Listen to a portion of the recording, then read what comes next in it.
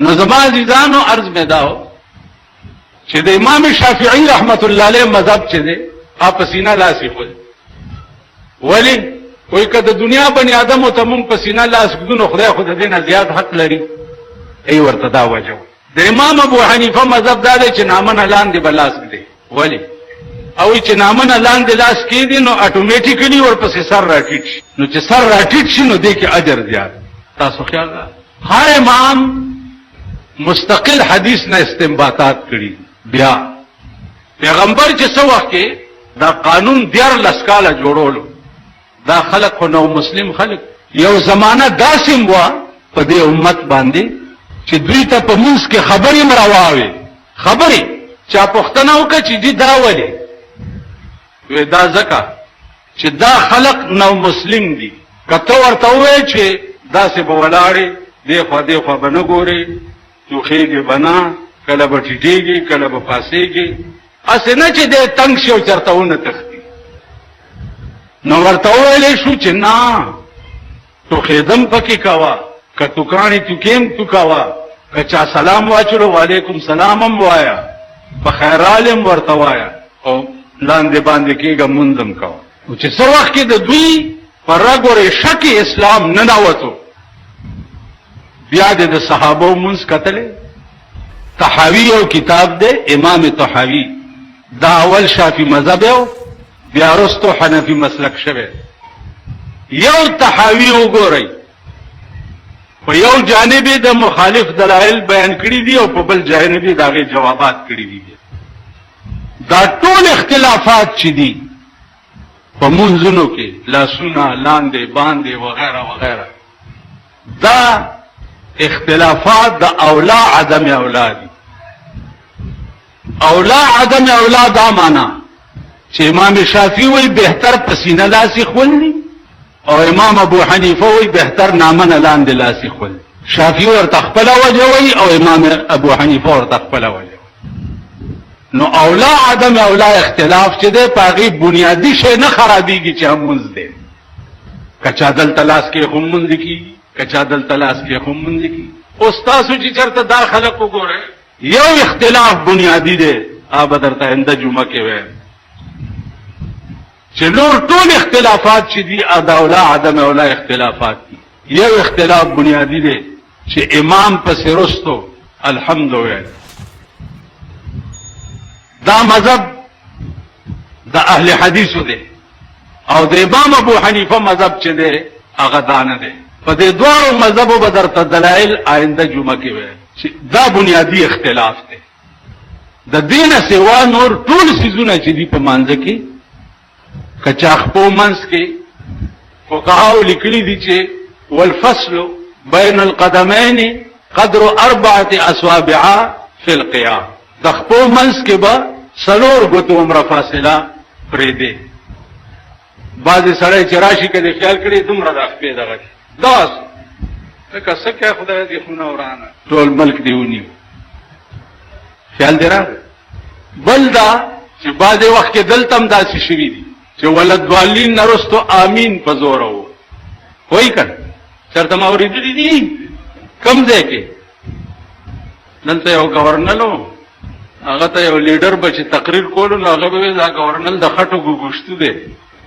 نو ما هغه نه تپوس وکړو چې دا د خټو ګوګوشتو څه مطلب ویل د خټو ګوګوشتو دا دی چې شکل یې وي او اواز نه کوي ګوګوشتو تاسو هغه د خټو ګوګوشتو والله که په هېڅ شو دا بد پوهېږي په هېڅ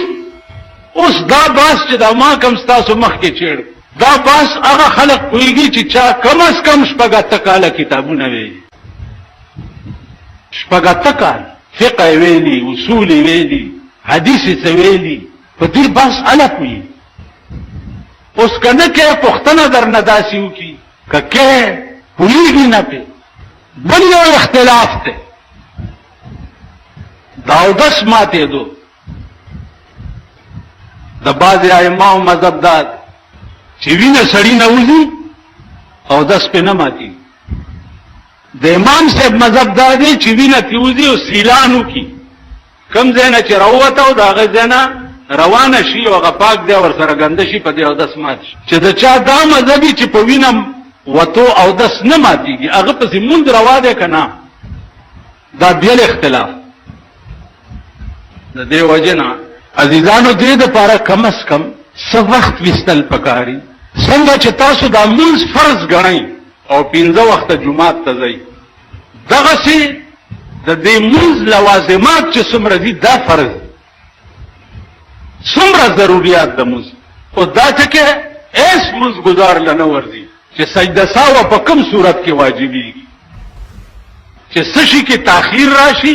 سجده سهو واجبېږي او چې څه شی ترک شي سجده سهو واجبېږي په دې دا خلک نه روژه ده په دې خلک یې نیسي په شوق لیکن ضروریات د روژې چې دي دا فرض دی دا تر اوسه پورې هیڅ سړي پېژندلي خو د ماښام تاسو انتظار د بانګ کوئ چې بانګ نه وي شوی روژه نه ماتوئ که چا کجوره خولې ته کوئ ما اذان نه دی شوی د روژه ماتي دپاره اذان فرض دی اذان خو مونځ دپاره دی روژه ماتي له خو وخت دی نور پرېوتو د اسمان په کناره کې شپه ښکاره شوه دا روژه مات اوس ملا به څه چل کوي داسې پاس په کوټه به ختل له ملا سره یو بل هڼهڼي چې دغه یې ساتلی هغه لا شته زه بجلیګر کې ومنو دغسې یو هڼهڼ غوندې و هغه به استاد جي لږ یاره یو ورځ مې یو داسې پټاخه ووالو ته څه کوې خواږه د هغې وجه دا وه چې بجلیګر کې به هغه ګوګو کېدو روژه ماتي ټایم دپاره ګوګو کېدو نو بیا زما په وینا ده به هغه ته داسې داسې چل کولو ما به ورته اشاره وکړه چې وغږوه ده به نه شپه لا نه ده راختې حالانکه حدیث داسې دی د بی بی عایشې روایت دی پیغمبر فرمایي الله دې رحم په هغه قوم وکړي چې د روژې ماتولو په ټایم کې تلوار کوي او د بندولو په ټایم کې تاخیر کوي بندې به بالکل په آخر وخت کې او ماته به بالکل په اول وخت کې دلته به صحیح بګړی دو ټایم دی څه به کاغذونه چاپ شوي څه به صحیح لوی غم نو د دې وجه نه حج دی فرض ضروریات د حج پتا فرض دي چې ته به زده کې اوس تاسو رښتیا وایي کلمه فرض په عمر کې یو ځل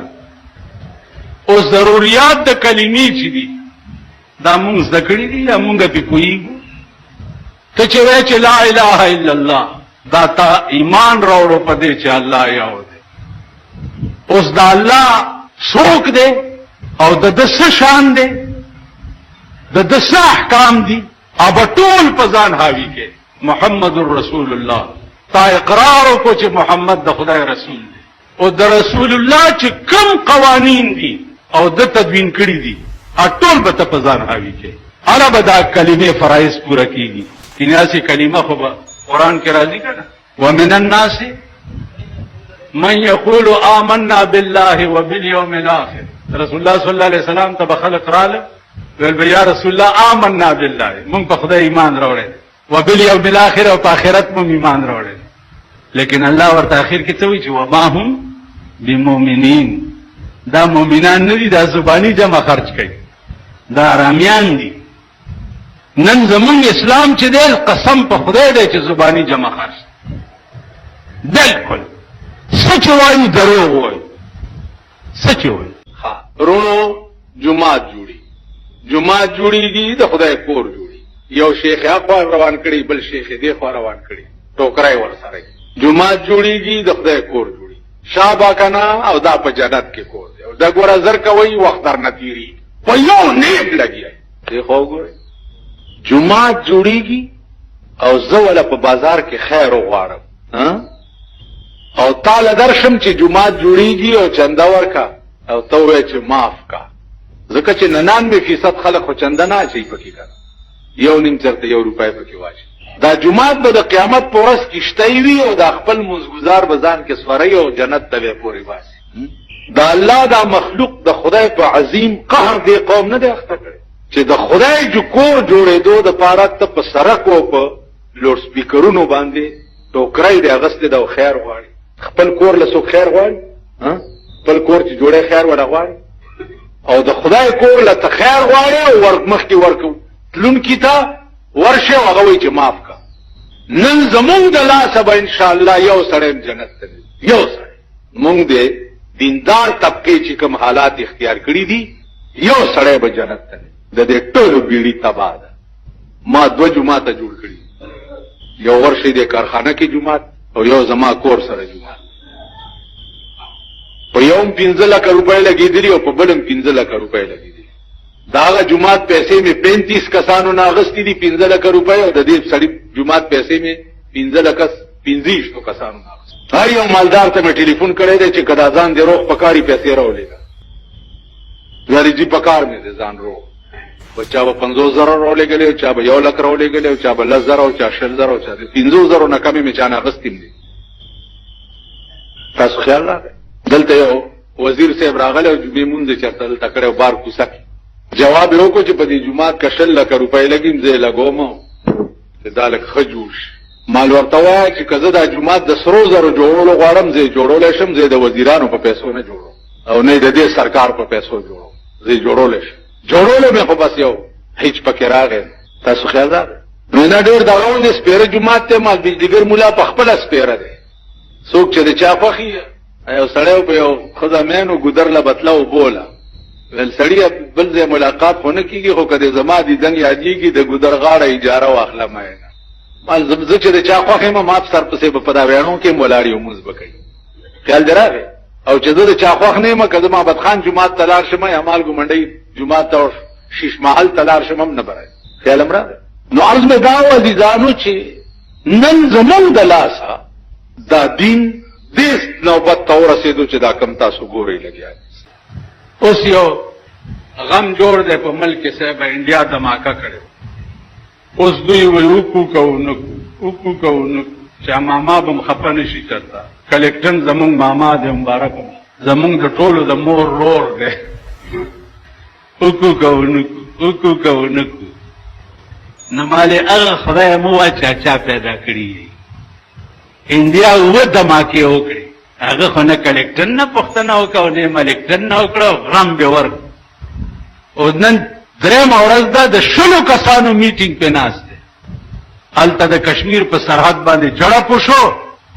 ستا د ملک ټول فوج غونډ شوی دی هلته. د ورځ دوو کې ګوره چې خدای دې په مدینه کې دشمنان موجود دي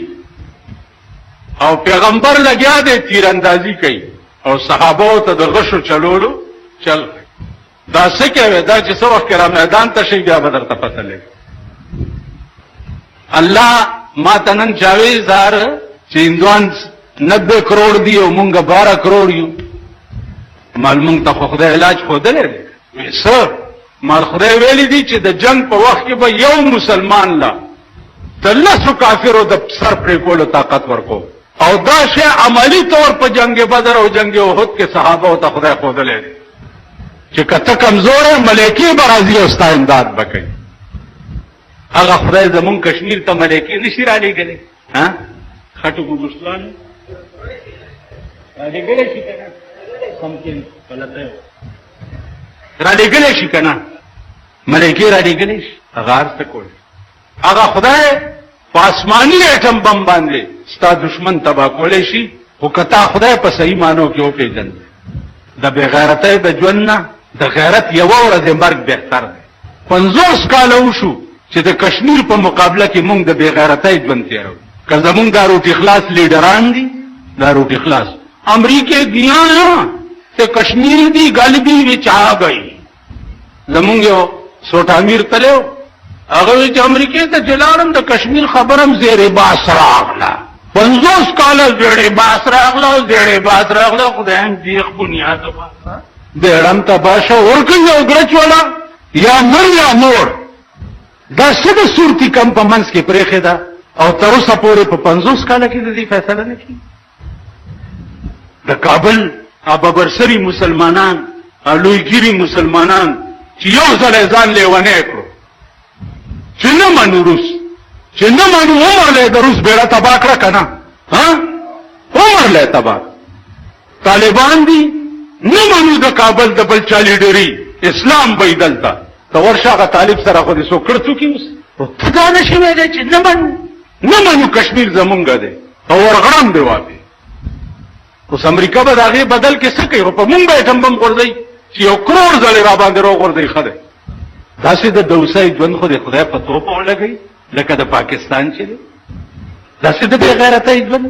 چېرته روټي خلاص یا به زمونږ وزیري چېرته روټي خلاص یا به زمونږ صدري تارړ صاحب ته یې وګورله اوس هغه هم دغه به کوي خدای بل خریلي ته یې وګوره خو ورغړځې وکنه خدای دې کور وران کړه نو زما عزیزانو چې په ملک کې داسې اوسېږي چې ژوند دې د بې غیرتۍ وي او په دین کې دې دا حالي چې په منځ کې فرض او واجب نه پیژنې نو وایه زه به کوم خو کې بس ستاسو انجام بته ستاسو انجام بدایي چې الله دې امان راکړي انجام بمدایي چې پیغمبر ویلي دي چې د قبر رومبه شپه د خدای ټول تکلیفونه ورته هیڅ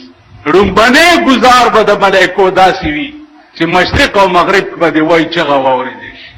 تاسو به دا انجام نو الله پاک دې فضل وکړي خدای دې زمونږ د مسلمانان په صحیح معنو کې مسلمانان او الله دې دین ته پوره توجه پیدا کړي خدای دې مونږ هندوانو ته پاتې نه راولي الله دې د هندو بول په مونږ نه بالا کوي خدای دې د مسلمان بول په بالا کوي